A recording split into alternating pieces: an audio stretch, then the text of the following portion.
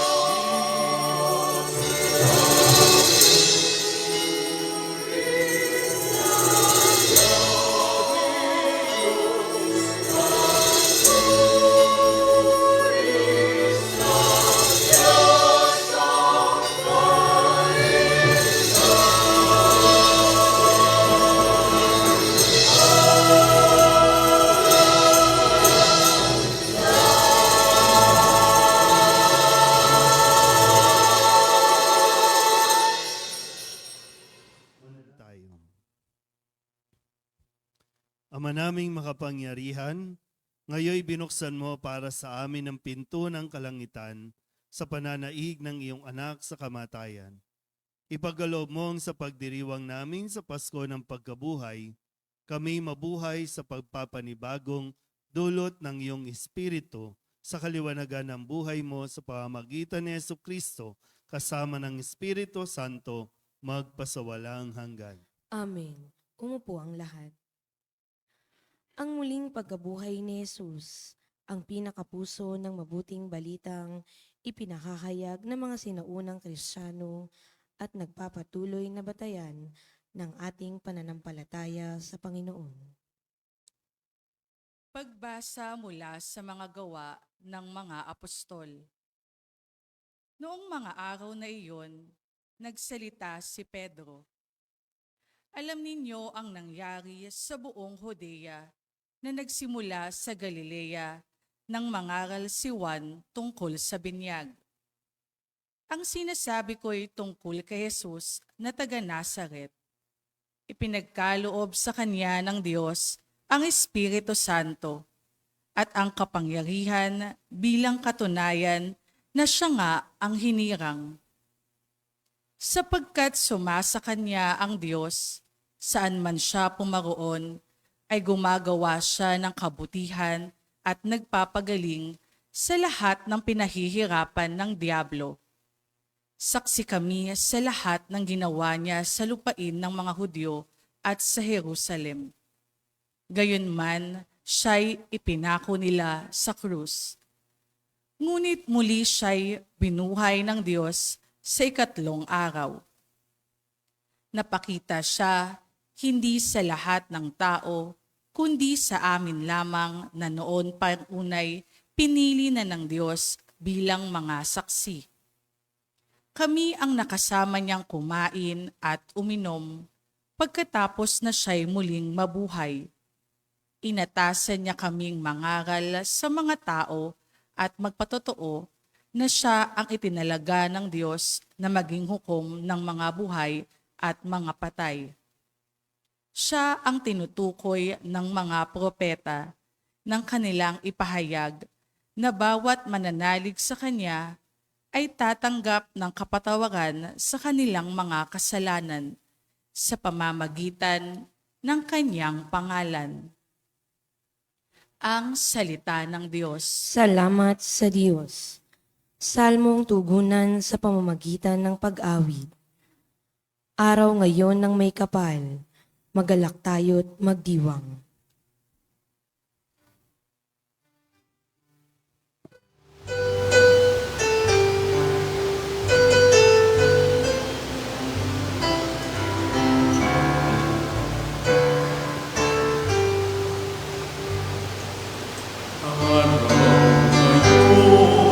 Nang may kapal, magalak tayo, magdiwang.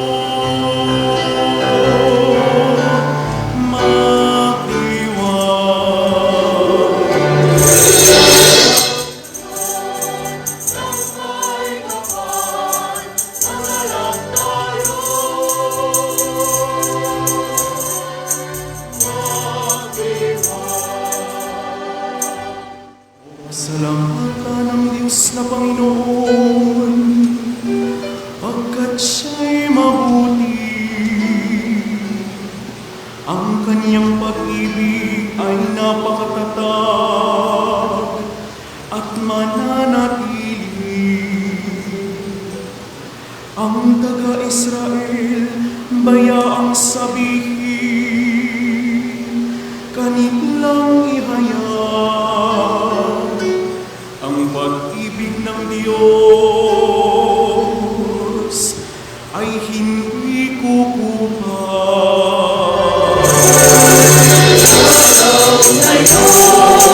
Nang may kapal, magalang tayo,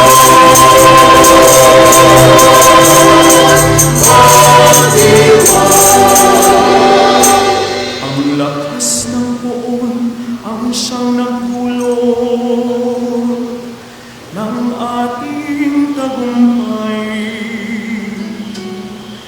sa pakikibaka sa ating kaaway. Aking sinasabing hindi ako papanaw, mabubuhay ako upang isalaysay ang gawa ng Diyos na Panginoon ko.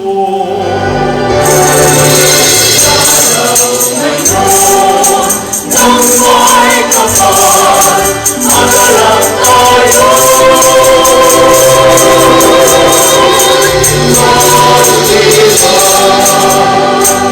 Ang batong natakwil ng mga tatayo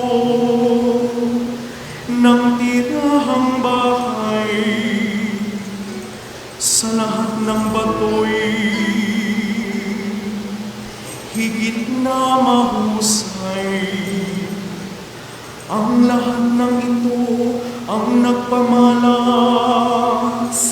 ay ang Panginoong Diyos. Kung iyong mamasdan ay kalugod-lugod. Ngayon, nang may kapal, magalang tayo.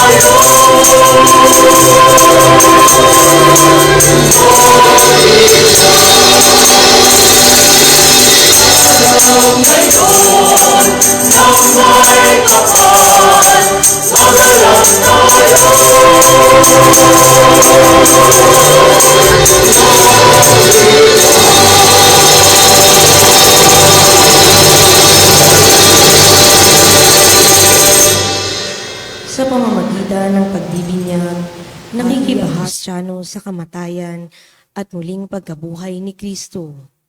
Bilang isang bagong nilikha, ang Kristiyano ay namamatay sa kanyang dating makasalanang pamumuhay at nabubuhay sa Espiritu ni Kristo. Pagbasa mula sa unang sulat ni Apostol San Pablo sa mga taga-Korinto. Mga kapatid, hindi ba ninyo alam ang kasabihang napapaalsa ng kaunting lebadura ang buong masat?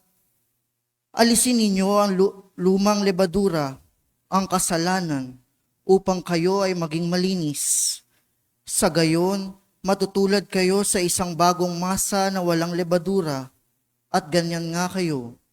Sapagkat naihandog na ang ating korderong Pampaskwa, si Kristo, kaya't ipagdiwang natin ng Paskwa, ngunit hindi sa pamamagitan ng tinapay na may lumang lebadura, ng kasamaan at kahalayan, kundi sa pamamagitan ng tinapay na walang lebadura, sa gisag ng kalinisan at katapatan.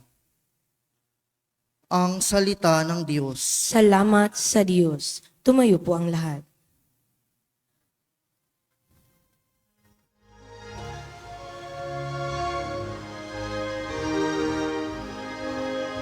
Alleluia, alleluia, alleluia, alleluia, alleluia, alleluia, alleluia.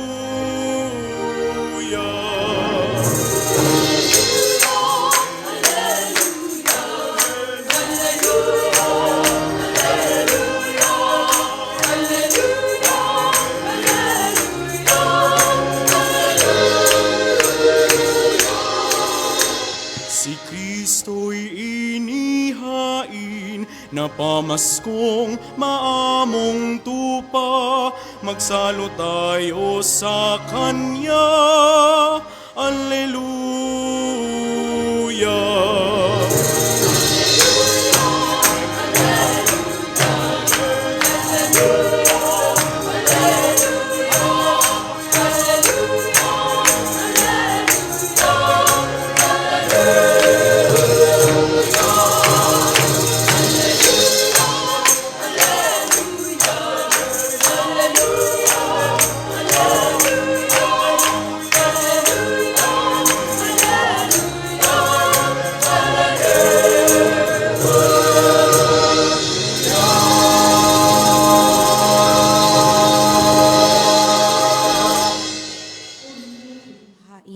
sa tao, nagligtas na kordero nang makasundo tayo ng amang lumikha nitong mundo. Buhay at kamatayan, kapwa nagtunggalian, at ang nagtagumpay, pagkabuhay. Ano ba, Maria, ang iyong mga nakita? Puntod ni Kristong nabuhay, liwanag niya't kaningningan. Anghel na malinaw, kumot at kasuotan. Buhay si Kristong pag-asa, papunta siya sa Galilea. Kami sumasampalatayang buhay. Kang talaga, hari ng ligaya, magbasbas ka. Sumainyo ang Panginoon. At sumaiyo rin, Ang mabuting balita ng Panginoon ayon kay San Juan. papuri sa iyo, Panginoon.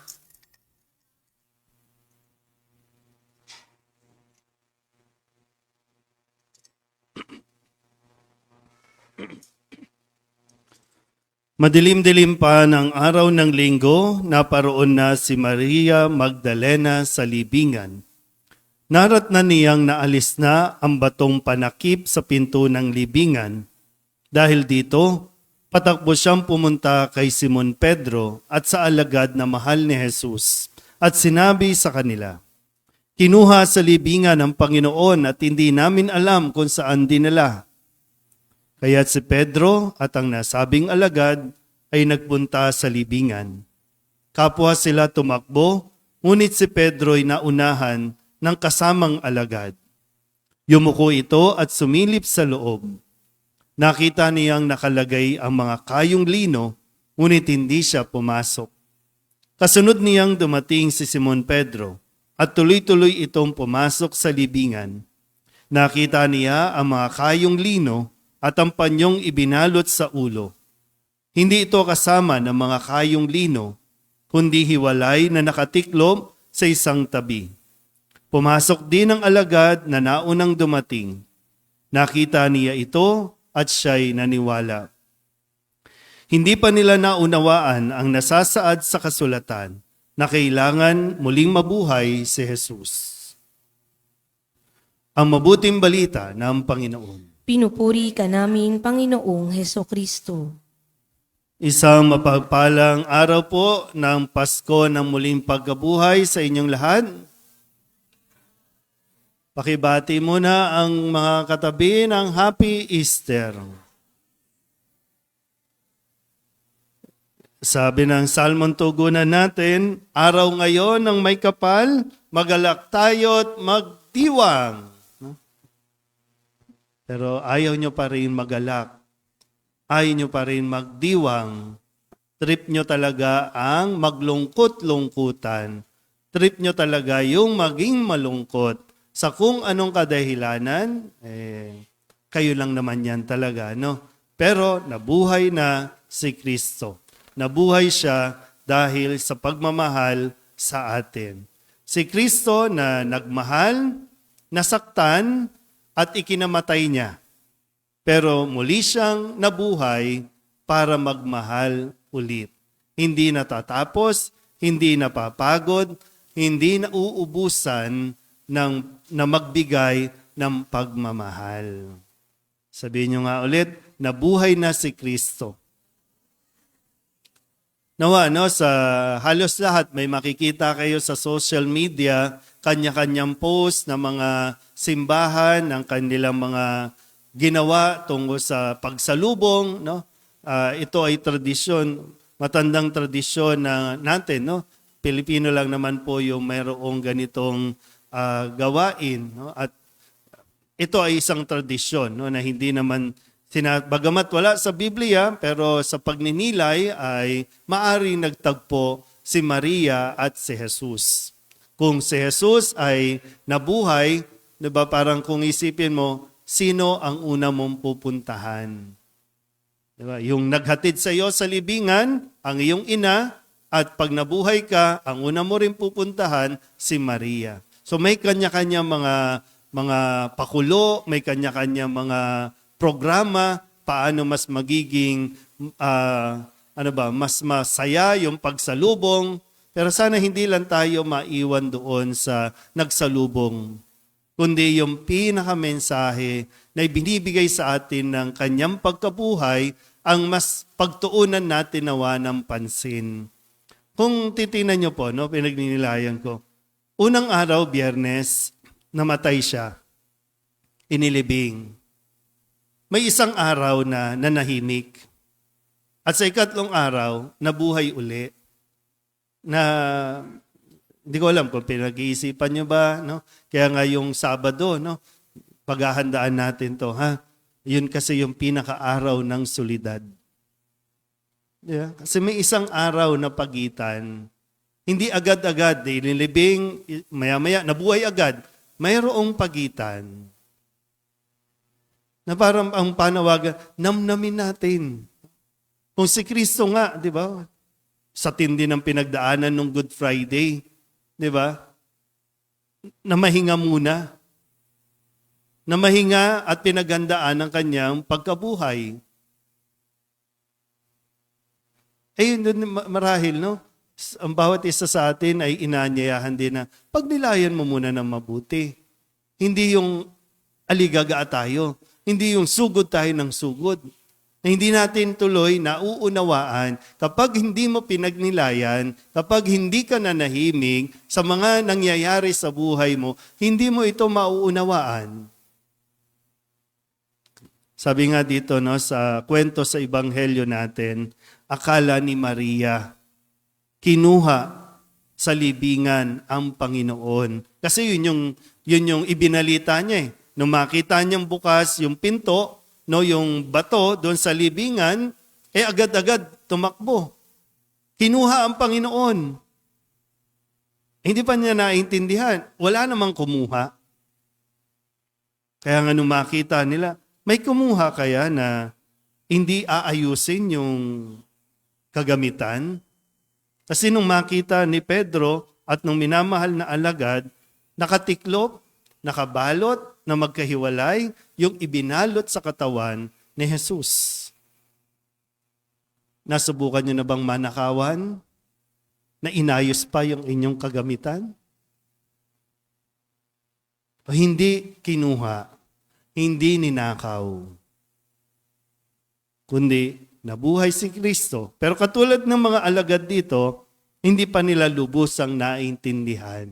Kaya nga meron tayong tinatawag na 8 araw, yung oktaba o octave, yung mga susunod na araw, 8 araw na nanamnamin pa natin yung kanyang pagkabuhay. Sabihin nyo nga ulit, nabuhay na si Kristo. Hindi mo man maintindihan, di man natin maintindihan ng lubusan. Paano nangyari yon? Sige lang, basta't nabuhay si Kristo. At ang panawagan, mabuhay din tayo. Paano tayo mabubuhay kung hindi tayo mamamatay? Paano tayo mabubuhay? Paano tayo makakalabas ng kabaong o ng libingan kung hindi tayo ililibing?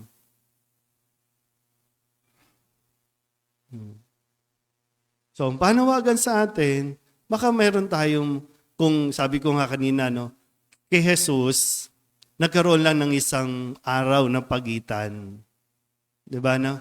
Kasi, kung imagine niyo po yung pinanood natin mga caption nung nag-7 last words tayo, di ba grabe yung sugat eh. Grabe yung tinamo niya eh. Duguan. Pero magkaiba tayo ng oras. Iba ang oras ng Diyos sa oras natin. Yung 1,000 araw natin, 1 minuto lang para sa Diyos. Magkaiba tayo ng time zone. Pero ngayon, baka lang po, no?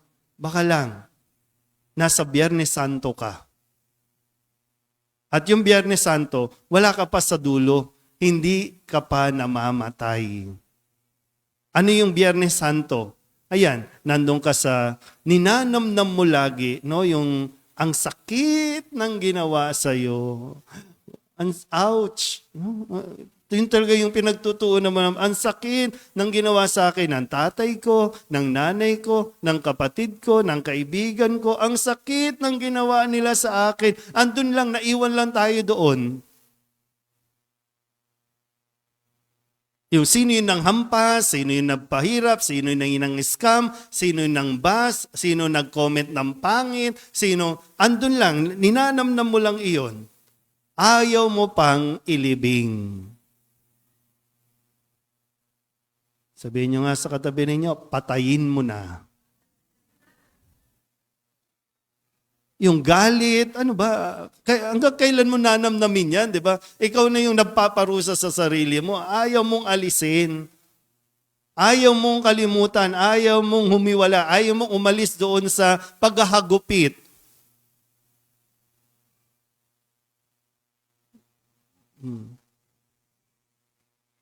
Si Kristo, hinayaan niya. Malagutan ng hininga, hinayaan din ng Panginoon, ilibing. Pero hindi ibig sabihin natalo siya kasi hindi nga po yung kamatayan ay hindi yan ang wakas. Ang kamatayan, hindi yan simbolo na nabigo ka. Nanalo sila. Nasan mo? Sige nga, balikan mo nga ulit. Diba? Pag na-realize mo at naunawaan mo, diba tinatawanan mo na lang yung mga hirap na pinagdaanan ninyo? Diba yung hirap na paano ba kayo nabuhay noon? Diba? Yung wala kayong makain. Kung wala kayong halos madamit, di ba? Yung napapalitan lang kayo ng damit, nanghihingi pa kayo ng pagkain sa kapitbahay o kaya kamag-anak ninyo, tapos lalaitin pa kayo, di ba? O, pero pag binabalikan mo, tingnan mo ngayon, di ba? Ang arte-arte nyo na nga, may ulam na, gahanap pa kayo ng iba. O. Dati kasya kayo, di ba? Naalala, pagbabalikan lang natin, di ba? No? Kasi dati akala natin, aping-api tayo, kawawang-kawawa tayo, di ba? Yung sa isang kwarto, ilan kayo? 5, 10 kayo, dikit-dikit, di ba? Ngayon, ang aarte nyo, gusto nyo tagi-isang kwarto? Kasi, I want privacy. Pero di ba, doon kayo naging close. Oh.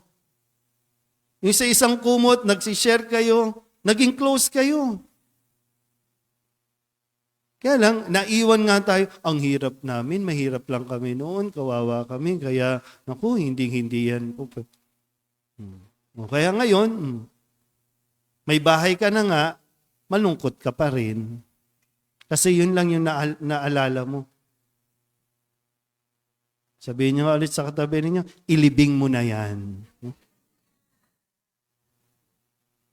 Walang mangyayari sa sama ng loob, walang mangyayari sa isisisi mo sa iba yung nangyari at yung mahirap na naranasan o nararanasan mo ngayon. Kailangan natin maranasan yun para pag nabuhay tayo, ay talagang buhay na buhay tayo. Kasi gusto ng Diyos na mabuhay naman talaga tayo. Kasi kung mananatili ka sa lungkot, kung mananatili ka dyan sa buhay mo na walang sigla, pwede palit na lang kayo ni Kristo. Ikaw na lang doon. Total, ayaw mo naman eh. Pero nasa sa iyo po, no? Sana isa sa mga napakaraming mensahe po ng Pasko ng Pagkabuhay, nawa po ay mapagnilayan mo at mas maunawaan mo ang panawagan sa atin ni Kristo na mamatay at muling mabuhay kasama niya. Amen? Ngayon po ay dadako tayo sa pagsasariwa ng ating pangako sa binyag. Pakisindihan na po ang inyong mga kandila.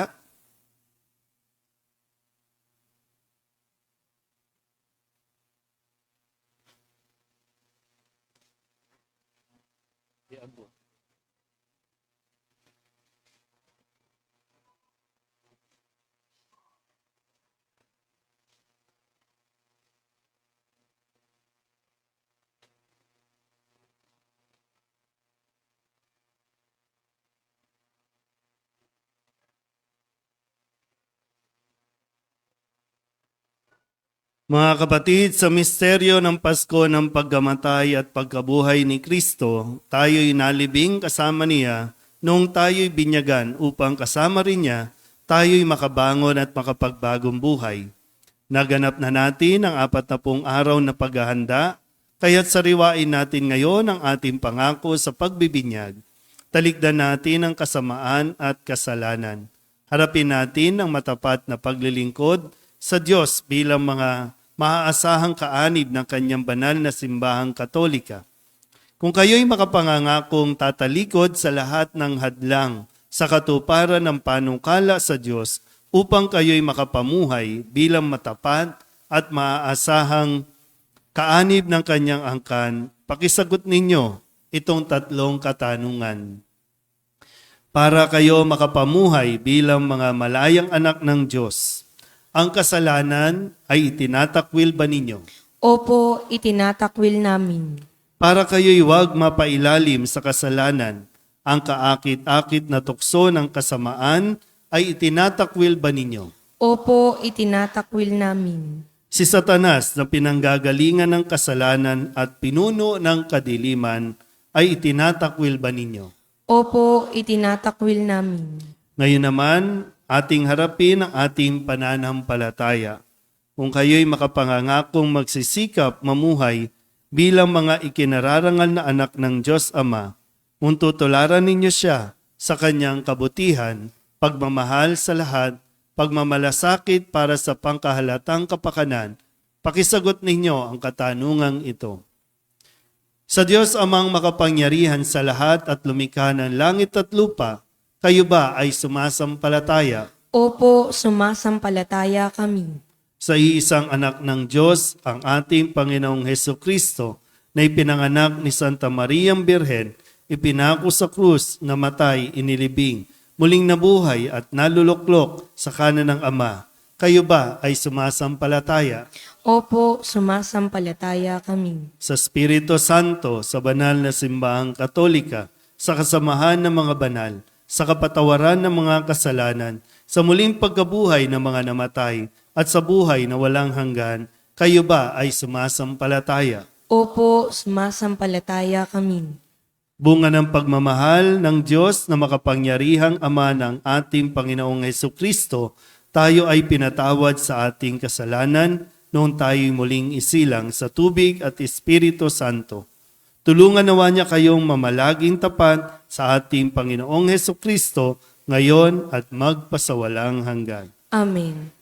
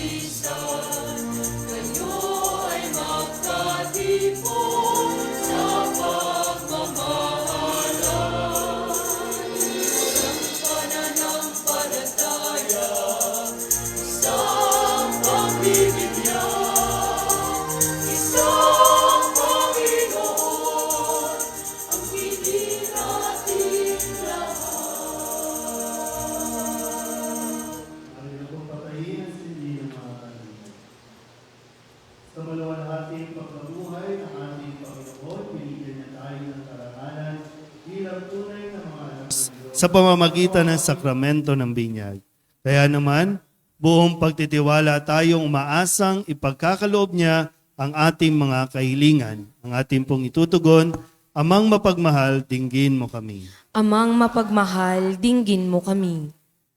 Maging matatag nawa ang Santo Papa, mga obispo, mga pari at mga diakono sa kanilang pananampalataya kay Kristong muling nabuhay at maipahayag nawa nila ang pananampalatayang ito sa buong mundo hanggang sa maluwalhating pagbabalik ng Panginoon.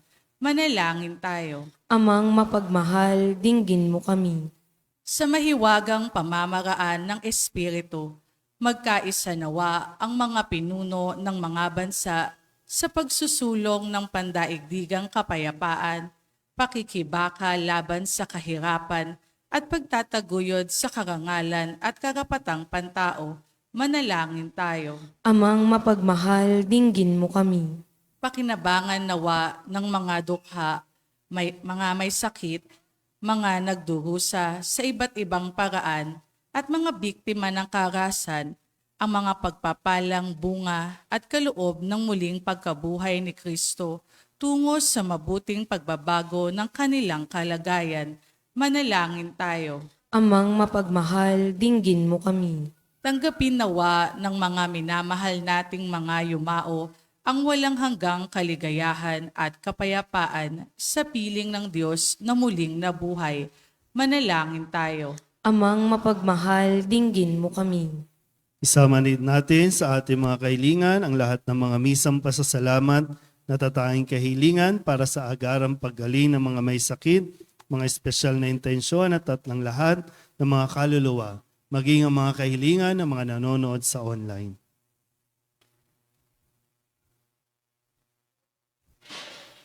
Ama naming mapagmahal, ibuhos mo sa amin ng masaganang bunga ng pagtatagumpay sa kamatayan ng iyong anak na nabubuhay at naghaharing kasama mo at ng Espiritu Santo ngayon at magpakailanman. Amen. Umupo po ang lahat.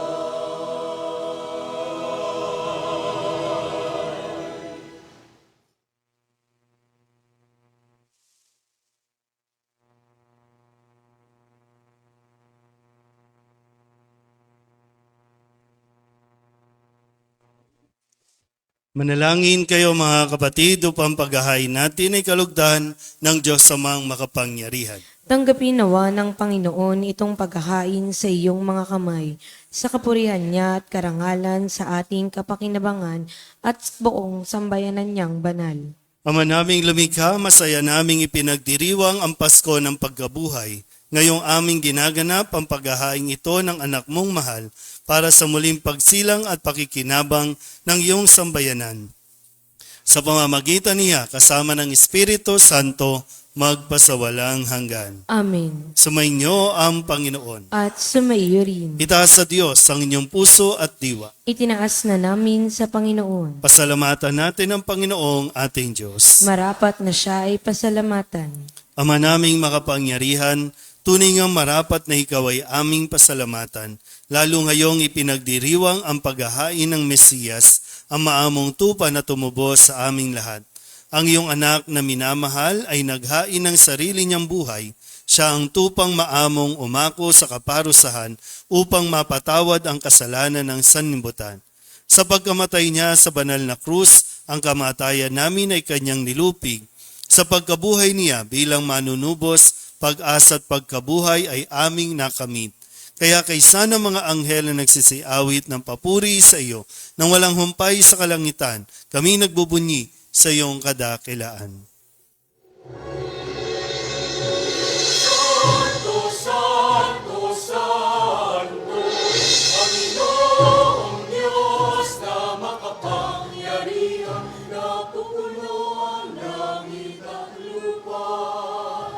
Ng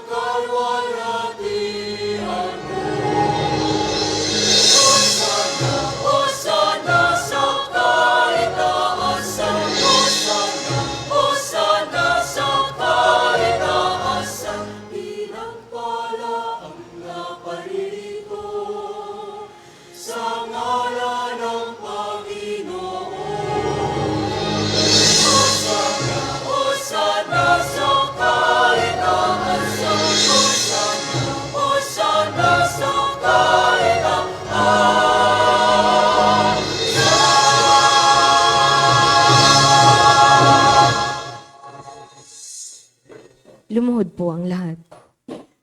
Ama naming banal, ikaw ang bukal ng tanang kabanalan. Kaya't sa pamamagitan ng iyong Espiritu, gawin mong banal ang kaloob na ito upang para sa aming maging katawan at dugo ng aming Panginoong Hesu Kristo. Bago niya pinagtiis ang kusang loob na maging handog, hinawakan niya ang tinapay, pinasalamatan kaniya, pinaghati-hati niya iyon, iniabot sa kanyang mga alagad at sinabi, tanggapin ninyong lahat ito at kanin, ito ang aking katawan na ihahandog para sa inyo.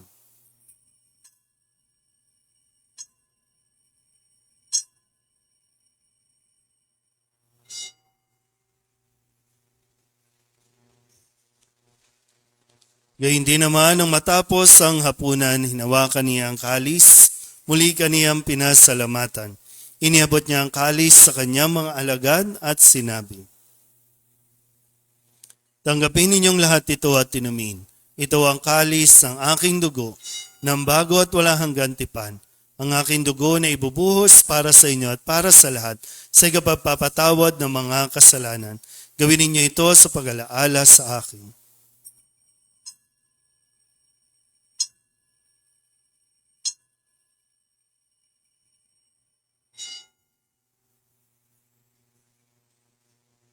Ipagbunyin natin ang misteryo ng pananampalataya.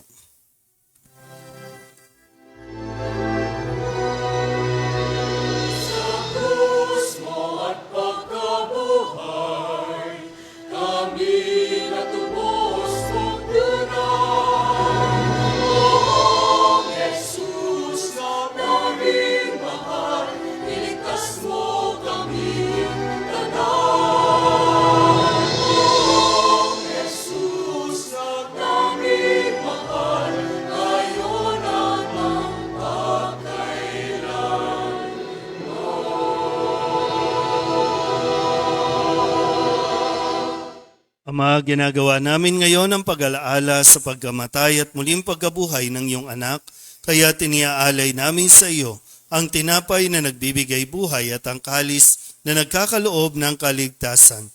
Kami napapasalamat dahil kami iyong minarapat na tumayo sa harap mo para maglingkod sa iyo. Sinasamo namin kami magsasalo-salo sa katawan at dugo ni Kristo ay mabuklod sa pagkakaisa sa pamamagitan ng Espiritu Santo. Ama, lingapin mo ang iyong simbahang laganap sa buong daigdig. Puspusin mo kami sa pag-ibig kay San Francisco na aming Papa at ni Jose na aming Obispo at ng Tanang Kaparian. Alalahanin mo si solemnidad na tinawag mo mula sa daigdig na ito.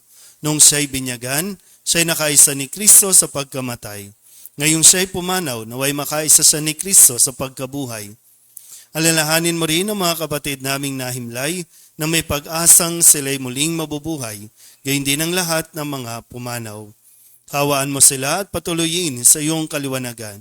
Kawaan mo at pagindapating kaming lahat na makasalo sa iyong buhay na walang wakas. Kaysa ng mahal na Birheng Maria ni Ina ng Diyos, ng kabiyak ng puso niyang si San Jose. Kaysa ng mga apostol at ng lahat ng mga banal na namuhay dito sa daigdig ng kalugod-lugod sa iyo, may pagdiwang nawa namin ang papupuri sa ikararangal mo sa pamamagitan ng iyong anak na aming Panginoong Hesu Kristo.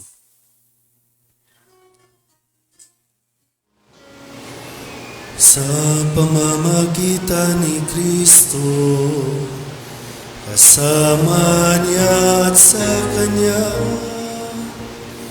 ang lahat ng parangal at papuri ay sa iyo, Diyos Ama, makapangyarihan, kasama ng Espiritu Santo, magpasawalang hanggan.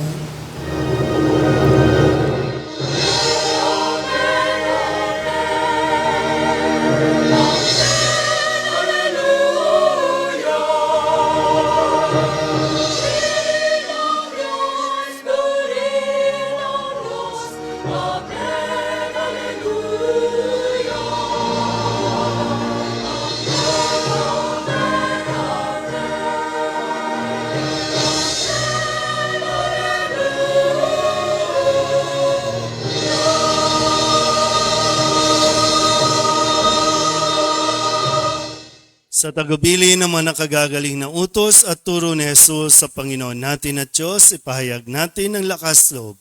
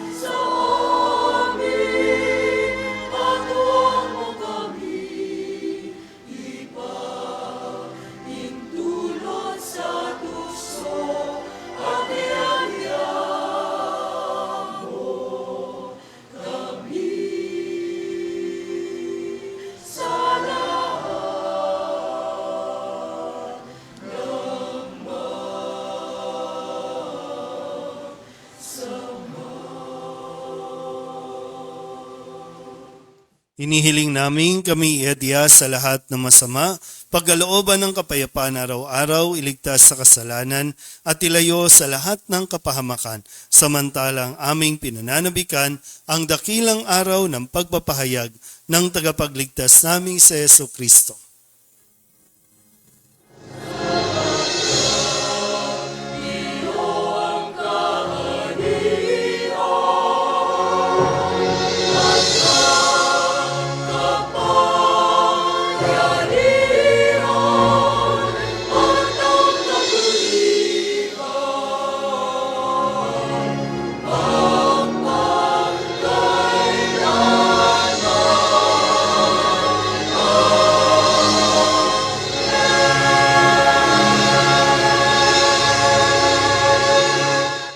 Panginoong Hesukristo, sinabi mo sa iyong mga apostol, kapayapaan ang iniiwan ko sa inyo, ang aking kapayapaan ang binibigay ko sa inyo. Tunghayan mo ang aming pananampalataya at huwag ang aming mga pagkakasala. Pagkalooban mo kami ng kapayapaan at pagkakaisa ayon sa iyong kalooban, kasama ng Espiritu Santo, magpasawalang hanggan. Amen. Ang kapayapaan ng Panginoon ay laging sumainyo. At sumaiyo rin. Magbigayan po tayo ng kapayapaan sa isa't isa. Happy Easter po.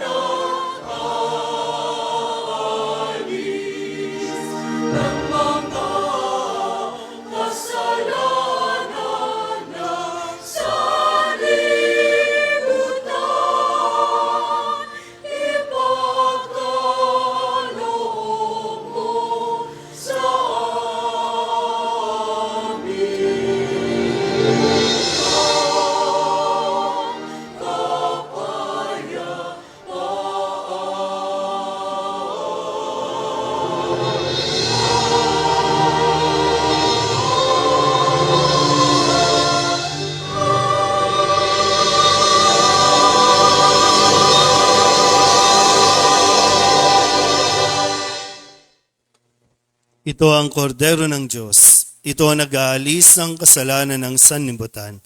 Mapalad ang mga inaanyayahan sa kanyang piging.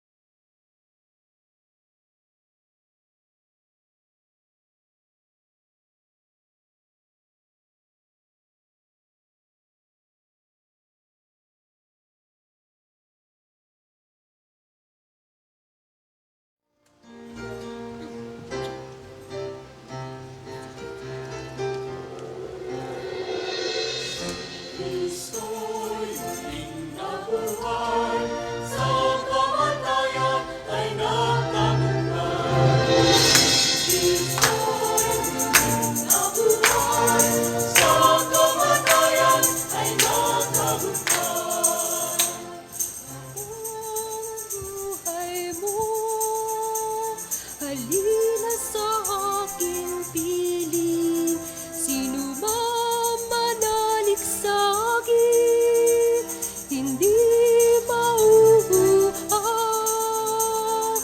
magpakailanman.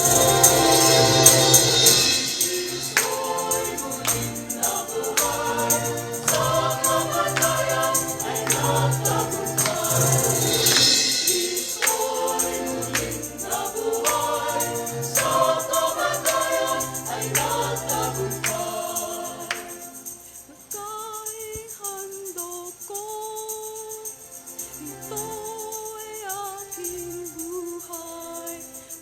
Lahat ng tao'y lalalahan upang sila'y mabuhay magpakailanman.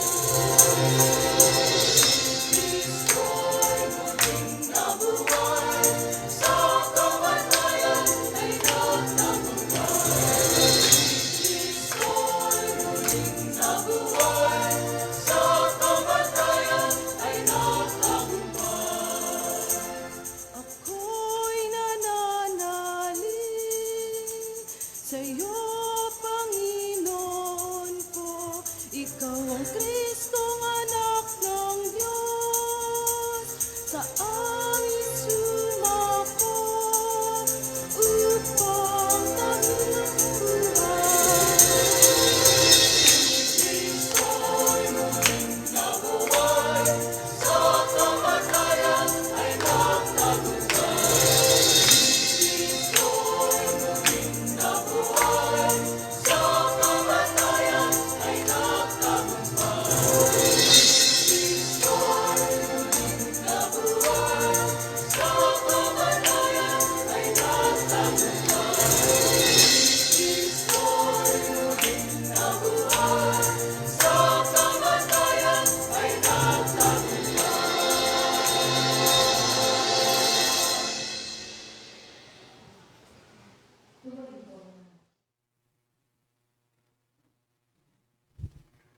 Manalangin tayo.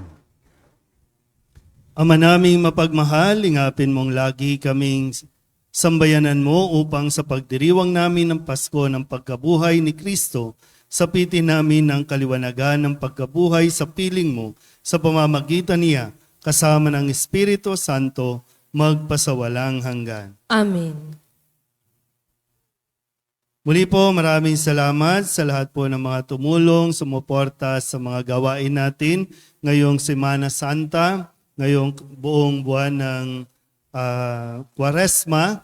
At salamat po sa mga tulong at donasyon ninyo para sa atin pong iniipon at pinaghahandaan na pagpapapintura. At ganoon din naman po yung mga susunod natin mga handog solidad ay paglalaanan po natin na makatulong tayo sa mga kabataan na nagnanais po na makapag-aral. Magsitayo na po ang lahat.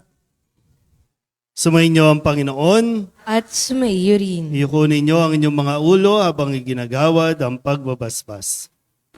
Sa dakilang kapisaang ito ng Pasko ng muling pagkabuhay na Hesukristo, naway tanggapin ninyo ang lahat ng mabubuting bagay na bunga at kaloob ng dakilang misteryong ito upang sa pakikinabang ninyo sa mga pagpapalang ito ay maging matatag kayo sa pananampalataya at maipahayag din ninyo sa inyong kapwa ang mabuting balita ng kaligtasan alang-alang kay Kristong Panginoon. Amen. At pagpalain kayo ng makapangyarihang Diyos, Ama at Anak at Espiritu Santo. Amen. Mayo kayong taglay ang kapayapaan upang ang Panginoon ay mahalin at paglingkuran. Alleluia, Alleluia. Salamat sa Diyos. Alleluia, Alleluia. Happy Easter po. Happy Easter.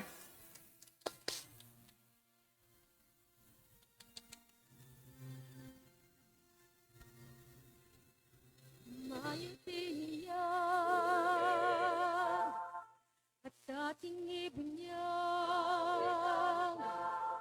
magliligtas ang Diyos sa krus ni Jesus, ang siyang sa mundo'y tumubos, langit